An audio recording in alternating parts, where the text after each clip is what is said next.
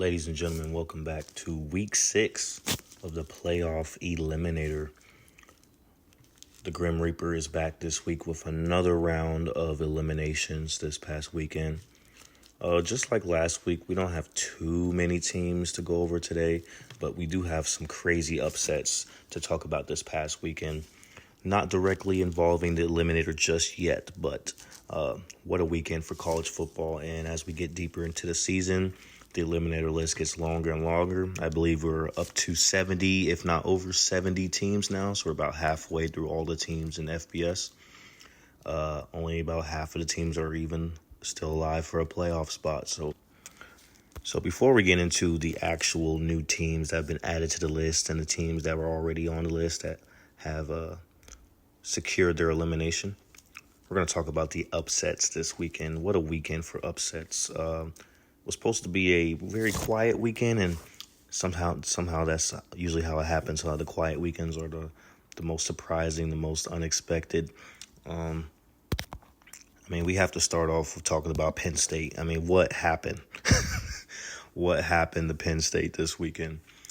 Coming off a double overtime loss to Oregon at home. Another disappointing loss for James Franklin to a top-ranked team. But that's something we expected of Penn State the last few years. We expect them to lose the big games. So nothing out of the ordinary there. But then the very next week, you go to UCLA, who's 0-4. UCLA was 0-4 coming into that game. Nico Maliava and them not having a great year. They fired their coach. They fired both of their coordinators. They basically hauled over the entire program midway through the season, and they go into a game against the number 7 Penn State Nittany Lions, who should have been angry from a tough loss the previous week, and they run all over them. Nico Maliava runs for like 150 yards, throws for another 100. Penn State gives up 42 points to UCLA. I saw a stat where UCLA had only scored like 50-something points all season. And here's Penn State giving up almost 50 points in one game to a team with no wins. Like, what in the world, Penn State? I don't know. It's one thing to lose to the other good teams in your conference. You get it. You lose to Ohio State, Oregon, Penn, Michigan. Okay, we get it. UCLA? 0-4 UCLA? Oh, man. So that's just unforgivable. Penn State was this close to being on the list this week.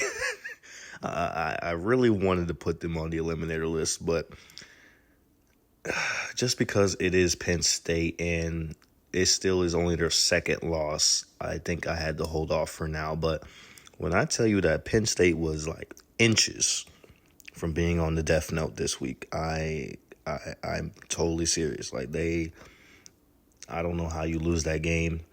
And to be honest, like, the playoffs seem like a far away hope at this point for Penn State. And like just last week, they seemed to be a for sure, pick, like a lock pick. And with one game, they have went from that to not only unranked, but basically out of the playoff picture. So Penn State, yeah, I don't know what's going on there. They're going to need some soul searching the rest of the season. And you think they'll bounce back from this, but, they still have to play Ohio State and Indiana. So, Penn State might be on this list very soon. And speaking of them, we also have Texas. Texas loses to Florida over the weekend. Not as a bad loss, but still pretty bad considering that Florida's already on the list themselves.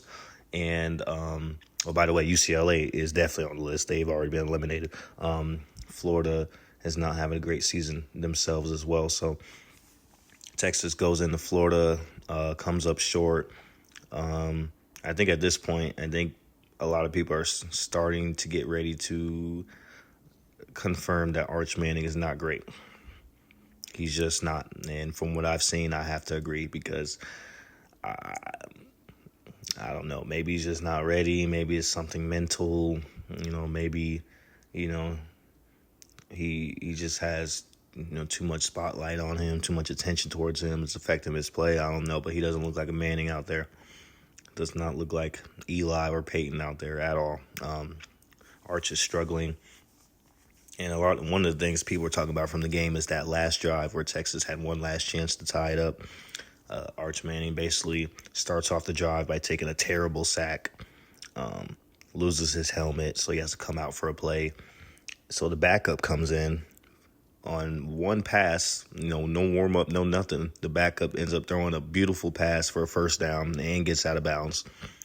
So it's like, oh, okay, no, that's a good play, that's a good start. Arch Manning comes back in and immediately throws an interception to end the game. So that one drive was basically a summary of how Texas' season has been so far. It seems like Arch Manning is holding them back, which is actually really surprising because, as we know from the previous years, when Quinn Ewers was the quarterback, they were saying that Quinn Ewers was holding them back and that they needed to put Arch in. Well, I guess those words did not age very well. I think Texas fans would take Quinn Ewers in a heartbeat right now. So, not sure what's going on with Texas. And they are also now unranked after losing to Florida. Also picked up their second loss of the season. Also can't put them on the list as well just because it's only their second loss and it's Texas. But Texas still has some games in front of them, including next week, Red River against Oklahoma. And if they play like they've played this entire season, I mean, not only the losses, but also the wins against San Jose State and Sam Houston, where they didn't look very good. If they continue to play this way, they're going to have a tough year. Texas is not going to be in the playoff like they were last year. They're going to go 7-5 if they keep playing like this. So Texas is in trouble. They have some soul searching to do as well, and they need to go ahead and get it together. So, and then last but not least, I know I spent a lot of time on these upsets, but that was the spotlight of the weekend. We also have Boise State picking up their second loss, losing to Notre Dame. Of course, no surprises there. Notre Dame's a good team. But Boise State did get blown out for the second time this season. They got blown out by South Florida in week 1. We know that South Florida's good, but blown out again by Notre Dame. So that's 2 blowouts and against the 2 best teams you've played, and you're still a group of 5. So that second loss will put you on the list. A third loss for Boise State will probably end their playoff hopes. So literally 3 teams that were in the playoff last year, Penn State, Texas, and Boise State, all made a playoff last season. This year, they're all in trouble. All 3 of them are not looking good. All 3 of them look like they are not going to repeat that same success. So stay tuned for that. Those teams will probably be on the list here in the next couple weeks.